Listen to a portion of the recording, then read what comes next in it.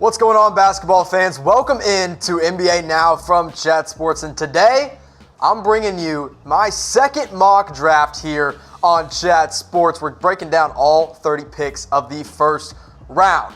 But before I get into them, I want to know something from you guys. Who do you want your favorite team to draft in this year's 2019 NBA draft? Put it down in the comment section below, but be realistic with me. Don't tell me Zion Williamson if your team has the 30th pick in the draft this year.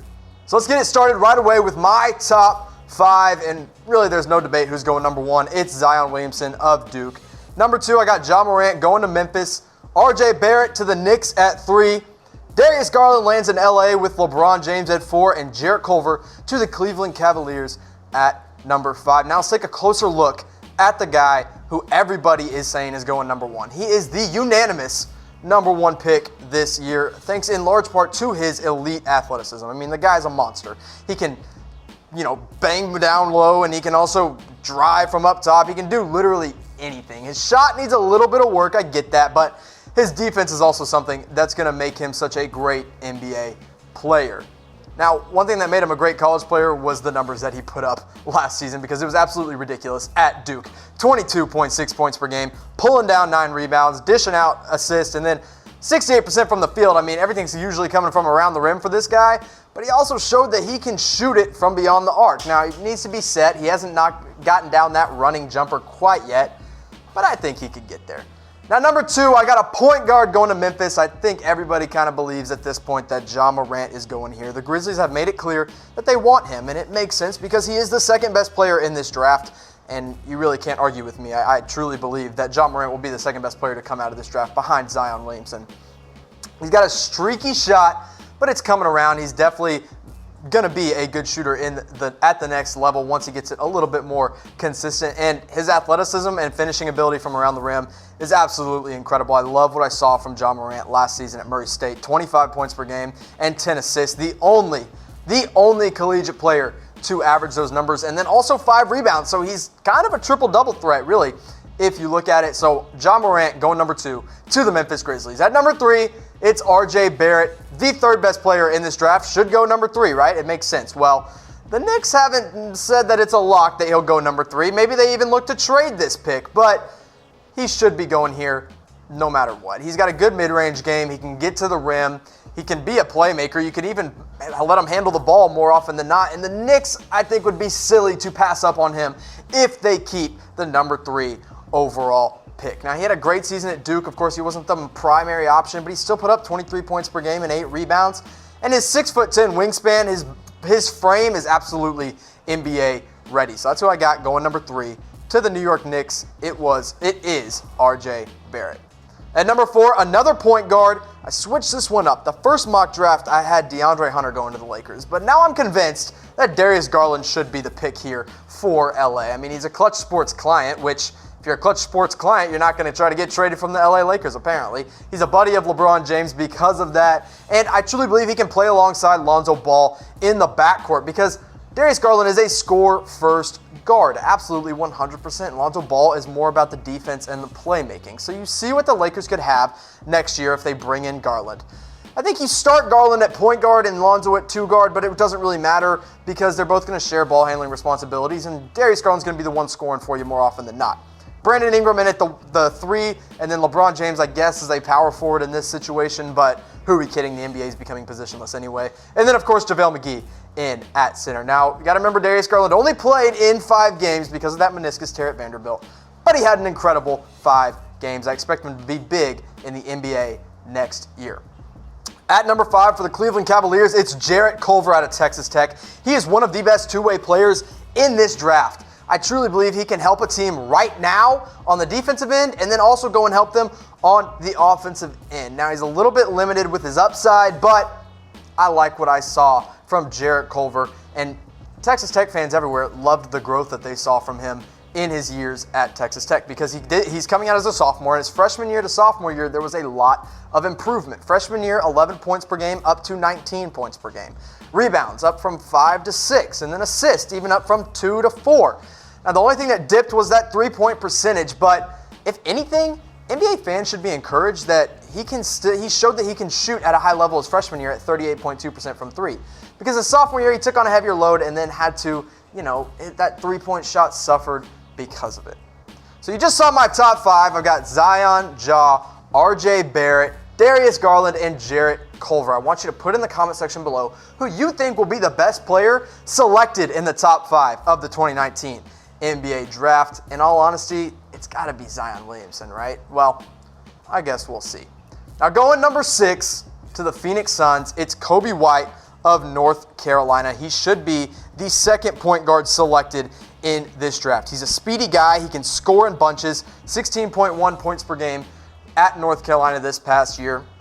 And look, the speed that he shows in the open court is absolutely ridiculous. Phoenix is going to be able to add him to the young core they already have. So what they could have next year in a starting five is pretty impressive. Coby White, Devin Booker, Mikal Bridges, DeAndre Ayton, and TJ Warren. That becomes a pretty solid starting five and a team that could, push for the playoffs here in a couple years.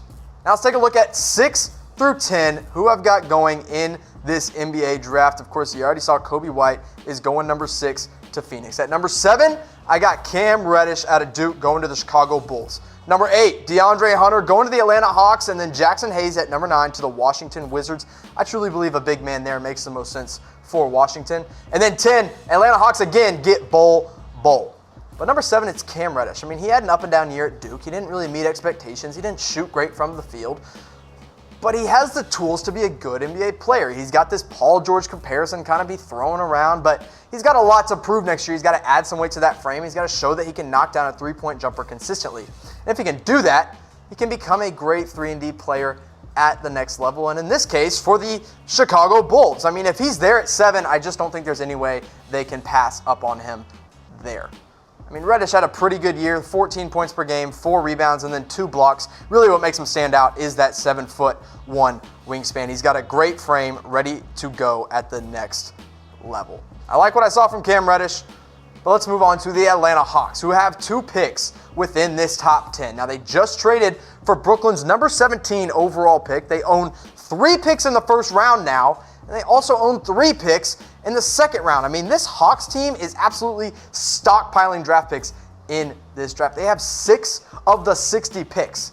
And if you can't do math like me, I did this way earlier to make sure. That's 10% of the draft. So let's say they get Hunter here and then Bol Bol in at 10. This starting 5 in Atlanta is something nice to build around. You go Trae Young, who is probably going to be the runner-up for Rookie of the Year this year. Kevin Huerter in at the 2 guard actually showed that he did something special.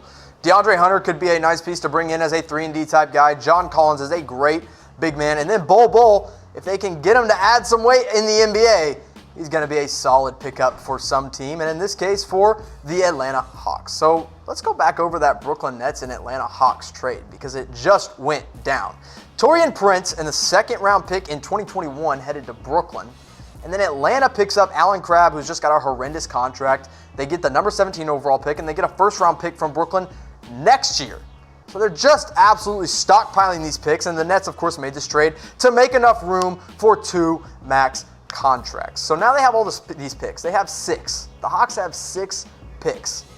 But should they keep them all, or should they package them up and move up in the draft? If you think they should package them, I want you to type Y in the comment section below. If you think they should keep them, I want you to type in the comment section below. And now while you're doing that, guys, I want to remind you to subscribe right now to Chat Sports on YouTube. Go to youtube.com/chatsportstv because if you're not subscribed, you're going to miss some pretty awesome stuff that we're doing this NBA offseason, like going live for the NBA draft on June 20th. I'll be there with you through every single pick. Now let's keep going through my mock draft. We're going 11 through 15. Rui Hachimura out of Gonzaga. I've got him going to the Minnesota Timberwolves there. They really like this guy. Sekou Doumbouya, one of my favorite names to say in this draft, going to the Hornets at number 12. Kevin Porter Jr. going to Miami out of USC. I think Miami fans would fall in love with Kevin Porter Jr. there. PJ Washington rounding out the lottery, going to the Boston Celtics. He becomes a guy that can step in right away and make an impact for Boston. And then at 15, right after the lottery, right in the middle of the first round, I've got Romeo Langford going to the Detroit Pistons. They could use some help on the wings. But speaking of wings, let's go back to the Charlotte Hornets and who they're taking at 12. I'm saying it's Sekou Doumbouya. I mean, this guy is the top international prospect. He's pretty raw, but he's got a quick first step. I think the best NBA comparison I've heard about him is a tranquilized Pascal Siakam. Now, whether you want to buy that or not, that's up to you, but I truly believe this guy could be really good at the next level. That's why I got him going in the lottery. It only makes sense. Now, in France, he didn't get a whole lot of playing time, so he didn't always get to prove what he could do. But he had this one big breakout game just a couple weeks ago, actually, and set a career high in points per game at 34, 9 rebounds, and then shot 8 of 11 from the field. But that's not the most impressive part about it. It's that he shot 5 of 7 from beyond the three-point arc. The guy's got NBA potential. I really like Sekou Doumbouya. I truly believe the Hornets could get a steal. Yes, I'm calling him a steal in this draft at number 12. But who is the biggest sleeper in this year's draft? I've got another name coming up a little bit later, so make sure you stay tuned who I think is my biggest sleeper in the draft. But I want to know from you guys who you've got as the biggest sleeper in the 2019 NBA draft. Now let's go 16 through 20 of my 2019 NBA mock draft. It starts with Brandon Clark out of Gonzaga at 16 to the Orlando Magic. I think this could be a steal. At 17, the Atlanta Hawks have the Brooklyn Nets pick now, and I have them taking Nickeil Alexander-Walker out of Virginia Tech. At 18, the Indiana Pacers get a replacement for Tyreke Evans, who's now suspended on that drug charge, by drafting Nasir Little out of North Carolina. And then number 19, I've got Matisse Thybulle going to the San Antonio Spurs out of Washington. And at 20, the Boston Celtics have yet another first-round pick and select Goga Bitadze out of Georgia. No, that's not UGA. That is the country of Georgia. But now I want to talk about who my biggest sleeper in the draft this year is. It's number 19. He's going 19th in the draft, according to me, to the San Antonio Spurs. It's Matisse Thybulle out of Washington. I love this guy. And I don't love him for his offensive game because it's nothing really special. I love him for his defensive game and his elite athleticism. I mean, the guy is a great athlete. But he was named the Naismith Defensive Player of the Year this past season for Washington, and you can see why. 126 steals this last season is a Pac-12 record, held before by Jason Kidd. So that's a pretty good record to break. And then he recorded 83 blocks. And the guy's a guard. He's 6'5", and he recorded 83 blocks. It's absolutely insane. You can see his measurements there. Exactly what makes him a great defender is he's 6'5" with a 7-foot wingspan. And then his numbers right there, 9 points per game aren't going to jump out to you, but nearly 4 steals per game and at least 2 blocks per game for Matisse Thybulle. Now, he's not my favorite prospect in this draft, but he is my sleeper in the NBA draft. But who is your favorite? Your absolute favorite prospect in this year's NBA draft, the guy that you can't wait to see get on the court next season for an NBA team, put it down in the comment section. Now we're going to move on and keep going 21 through 25 of my mock draft. Coming in at 21 to the Oklahoma City Thunder, I got Cam Johnson out of North Carolina. This guy is a great upperclassman that could be good for the Thunder. They can plug him in right away. Another upperclassman going to Boston at 22, Grant Williams. Now, I don't expect Boston to keep all of these picks, but if they do, Grant Williams would be a great selection for them. And then 23, Carsen Edwards, the point guard out of Purdue. I moved him up in this mock draft. I like him going to Utah. If Ricky Rubio's gone, which he probably is, Edwards can be a good option for them. Probably as a backup for this first year, but I love this guy. Talen Horton-Tucker, another guy with too many names, going to the Philadelphia 76ers at 24. He's got a ridiculous wingspan. He could be pretty good at the next level. We'll see exactly what he does, but I got him going to Philly there. Keldon Johnson going to Portland at 25. He could definitely provide them with some wing help because they just don't have a lot. They've got 2 great guards in Damian Lillard and CJ McCollum, but they got to step it up at the forward position, and Keldon Johnson could help them at 25. Let's circle back around to 23, going to the Utah Jazz here, Carsen Edwards. The man was 3rd in Naismith Player of the Year voting behind RJ Barrett, Zion Williamson. He had 2 40-plus point games in the NCAA tournament. One of the best runs I've seen in a while. I thought it was going to be a Steph Curry-like run, but it got cut a little bit short, but he still had a great season. I think he could be picked anywhere from the 1st round to maybe even the middle of the 2nd round. but he's just kind of all over the place due to a lot to his size, but it's definitely not due to his numbers because last year he killed it at Purdue. 24.3 points per game and then only 4 assists and 3 rebounds because he's a score-first kind of guy, but 36% from 3 helps him stand out above the rest of the point guards in this class. Now, he's obviously not the best. He's probably not even the second best point guard, but he could be one of the better ones down the road. So let's finish out my first round mock draft. At number 26, going to Cleveland, probably the best name in the NBA draft is Chuma Okeke from Auburn. You know, this guy tore his ACL, but we'll get around to that here in just a minute. At number 27, the Brooklyn Nets actually have their pick here, and they take Bruno Fernando out of Maryland. He could fall to the second round, but I've got him late first round in this one. At number 28, Golden State Warriors, as if they need any more help, select Ty Jerome out of the University of Virginia. Becomes a guard option for them off the bench, a Quinn Cook type guy. And then number 29, I got Luka Samanic out of Croatia, going to the San Antonio Spurs. I think he's a first-round prospect. I think he could be the best international player to come out behind Doumbouya, but we'll see exactly what happens with him. And then finally, rounding out the first round, I got Daniel Gafford out of Arkansas, going to the Milwaukee Bucks, a springy forward or center that can be a lob threat at the next level. Now, back to number 26 for the Cleveland Cavaliers. I think they could take a risk here because they, of course, have the earlier pick. And there I have them taking Jarrett Culver. But, you know, now they can take this risk with Chuma Okeke, who did tear his ACL in the Sweet 16 against North Carolina. It was his sophomore year. He had a breakout season for Auburn. Everyone was loving what he was doing. It's a real shame that he went down with injury, but he has a potential to be a stretch 4 at the next level, and he is a top-notch defender. I mean, he's 6'8" with a 7-foot wingspan. He's got a big body at 235 pounds.